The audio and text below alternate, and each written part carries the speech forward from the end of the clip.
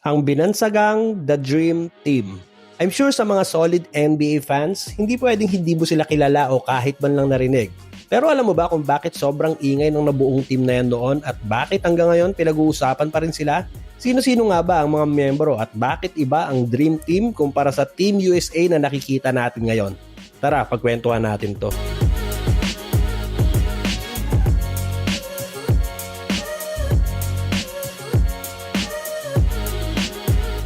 Ang pagkabuo ng Dream Team ay naging sobrang sumikat dahil ang Olympics dati ay hindi para sa mga NBA players. Yes, dahil kung babalik tayo sa umpisa, ang Olympics ay ginawa para sa mga amateurs. Ibig sabihin, sa mga hindi sumasahod bilang professional athletes. Kaya kung isa kang NBA player noon, hindi ka qualified sa Olympics. Kaya dati, ang Team USA ay parang binubuo lang ng college players. Alam ko sa ibang bansa may mga military players pa dun eh. Noong 1988 Seoul Olympics, ang Team USA men's basketball team ay nakakuha lang ng bronze medal matapos silang ilaglag ng Soviet Union sa semifinals. At yes, karamihan ng nasa roster, mga top college players. Kasama doon ang wala pa sa NBA na si David Robinson. Pero noong 1989, binago ng FIBA at International Olympic Committee ang rules. Pinayagan na ang mga professional athletes. Kaya naisip ng Team USA na pwede pala lahat, re-rest back tayo ng malala, yung hindi nila malilimutan. Dito nagsimula yung idea na buuin noon ang tinatawag na the greatest Olympic team ever assembled, or at least the greatest team sa basketball, ang Dream Team. So pinayagan ang pro sa Olympics, pero ang NBA, hindi basta nagsettle lang sa pagpapadala ng NBA players. Pinili pa talaga ang mga legends, superstars, MVPs at champions. Pero kung sila MJ, Bird at Magic Johnson lang ang kilala ng iba, eto yung full lineup nila. Unahin muna natin si Coach. Si Coach Chuck Daly, ang mastermind ng Dream Team. Two-time NBA champion coach ng Detroit Pistons Bad Boys. Kilala sa pagiging players coach na hinahayaang mag-shine ang mga superstar imbes na kontrolin sila. Christian Laettner, ang nag-iisang college player ng Dream Team, superstar ng Duke Blue Devils, two-time NCAA champion at pinili bilang simbolo ng lumang Olympic role na para lang sa mga amateurs sa Olympics bago tuluyang pinuno ng NBA superstars ang Team USA. Chris Mullin, sharpshooter at scoring machine ng Golden State Warriors, known sa kanyang deadly 3-point shot at basketball IQ, isa sa pinaka-precise at consistent scorer ng Dream Team at isang Hall of Famer din sa NBA.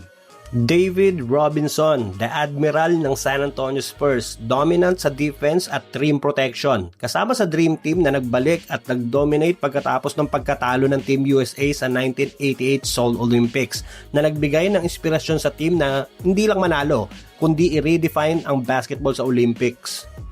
Clyde Drexler, the Glide ng Portland Trail Blazers. Kilala sa kanyang smooth dunks, fast breaks at all-around athleticism. Isa sa mga explosive wings ng Dream Team na nagdala ng energy sa court.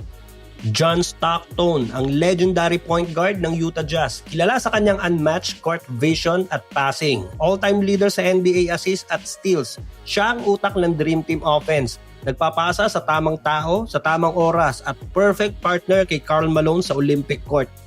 Karl Malone, ang the mailman ng Utah Jazz, power forward na kilala sa kanyang strength, scoring consistency at pick and roll mastery kasama si John Stockton. Isa sa mga pinaka-dominanteng big men ng Dream Team, naghatid ng points at physical presence sa loob ng paint at perfect complement sa guard at wings ng 1992 squad. Scottie Pippen, versatile forward ng Chicago Bulls, kilala sa kanyang defense, playmaking at all-around game. Ang ultimate tandem ni Michael Jordan, nagdala ng balance sa Dream Team kaya kahit puro superstar, maayos at fluid ang laro ng buong koponan.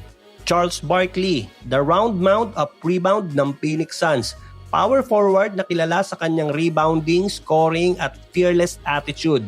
Isa sa pinakadominanteng personalities ng Dream Team, nagdala ng toughness at charisma sa koponan at laging game changer sa court. Patrick Ewing, dominant center ng New York Knicks, kilala sa kanyang shot blocking, post moves at leadership sa paint. Isa sa mga anchors ng Dream Team defense, nagbibigay ng presence sa rim at experience sa inside game. Kaya balance ang team kahit puro scoring machine sa wings at perimeter. Larry Bird, sharpshooter at forward ng Boston Celtics. Kilala sa kanyang deadly 3-point shooting, clutch plays at basketball IQ. Isa sa pinaka-feared shooter sa NBA noon. nagdala ng shooting range at leadership sa Dream Team. Perfect complement kay Jordan at Pippen sa perimeter. Magic Johnson, ang legendary point guard ng Los Angeles Lakers. Malupit ang court vision, flashy passes at leadership. Ang ultimate playmaker ng Dream Team. Nagsiset up ng teammates sa perfect spots. Nagdala ng energy at showmanship. At isa sa pinaka-iconic figures ng 1992 Olympic squad. At last, ang kilala ng buong mundo, Michael Jordan, his airness ng Chicago Bulls, ang greatest of all time sa pananaw ng karamihan at arguably pinaka-iconic player ng Dream Team. Kilala sa kanyang scoring, clutch plays at competitiveness. Siya ang focal point ng team offense at simbolo ng dominance ng 1992 squad. Nagdala ng swag, skill at winning mentality sa buong Olympic stage.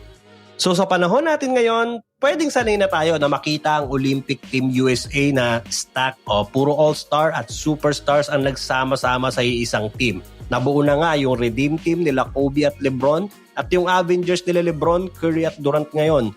Noong panahon kasi ng Dream Team, unang beses kasi yon, kaya sobrang sikat, sobrang lakas, dinudumog kahit ang team practice nila. Nagpapa-autograph kahit ang mga kalaban nila sa Olympics. Warm-ups pa lang ng team, maingay na sa mga arena at sobrang inaabangan at tinututukan na madaming basketball fans.